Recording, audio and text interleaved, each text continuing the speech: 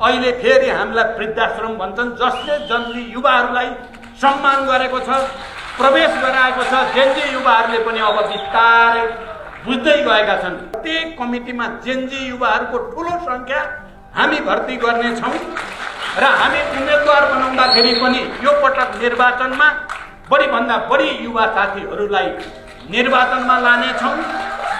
यो कुरा पनि म आज यही मञ्चबाट तपाईहरुलाई अपील गर्न चाहन्छु।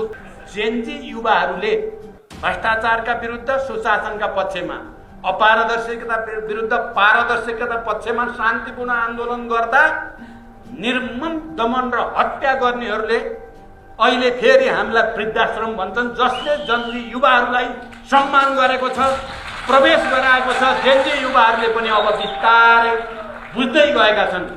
नेपाली कम्युनिस्ट पार्टी नै हाम्रो अभिभावक हो। यहाँ प्रवेश भइ पनि सकेको छ अलग अलग पार्टीमा। म युवाहरूलाई, ती सबै युवाहरू जो पवित्र मनले तपाईहरुले सुशासनको कुरा गर्नुभयो, पहिलो सम्मान हामीले गर्यौं, तपाईहरुको आवाजलाई पहिलो समर्थन हामीले गर्यौं। यो कुरालाई हेक्का राख्नु होला। तपाई युवाहरू यदि विदेशी षड्यन्त्रको चङ्गुलमा हुनुहुन्न भने तपाईहरुले बुझिसक्नु भएको छ।